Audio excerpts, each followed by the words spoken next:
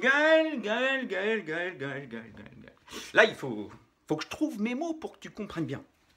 Mais oui, non, mais toi, le Montphysien, là, qui est perché tout là-haut, dans les étoiles, le satellite, hein, que tout le monde aime bien, tout le monde aime bien le Montphysien. T'as pas l'impression que t'as merdé? Mais à leur façon sévère. Là, je parle pas de l'étron classique, on patauge dans la bouse mythique. Moi non. Non, il a pas du tout merdé. Le problème, c'est que nous, pauvres terriens, on comprend rien.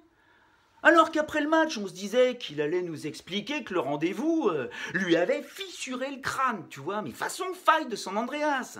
Qu'il avait eu une putain de trouille, qu'il avait perdu le contrôle de sa soucoupe. Des trucs d'humains, quoi. Bah non.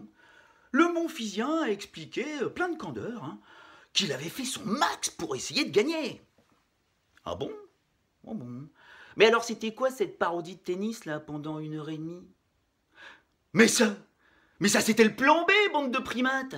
Fallait bien le déstabiliser, le Novak. Alors bon, on s'arrête de jouer, on se met au milieu du cours, on accélère, et tout ça. Il a même précisé qu'il aurait pu jouer avec le manche de la raquette s'il avait fallu. Ah mais ça, les ricains, ils auraient adoré au pays du baseball. On peut aussi jouer de la trompette, faire du trapèze. Hein. Sauf que là, c'est plus du tennis, c'est du cirque, ça. Et sinon, les sifflets.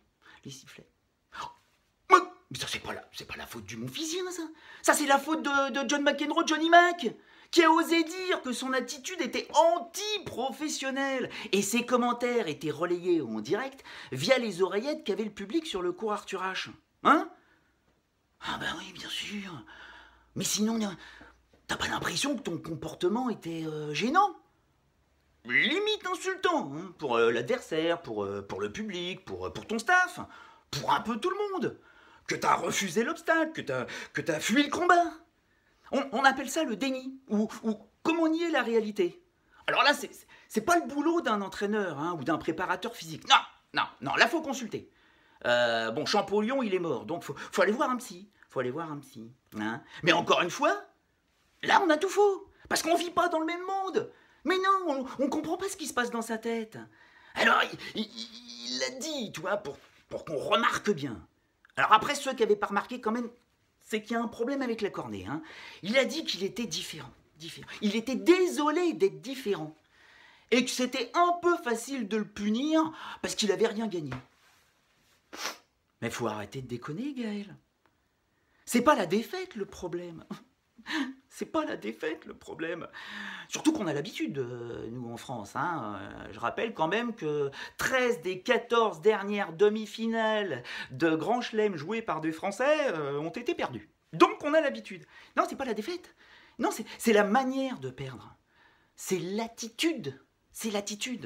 Et on n'a pas l'habitude de le voir comme ça, le Montphysien. Comme ça. C'est pas possible.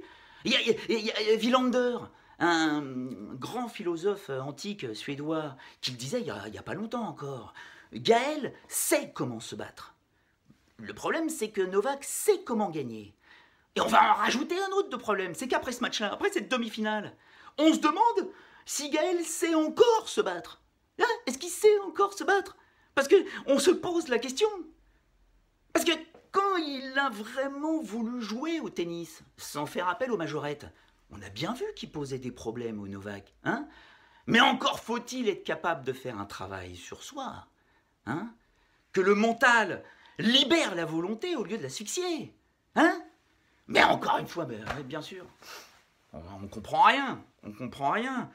C'est dommage quand même, hein, le Montphysien, qu'on comprenne pas, qu'on soit les seuls à pas comprendre. Non?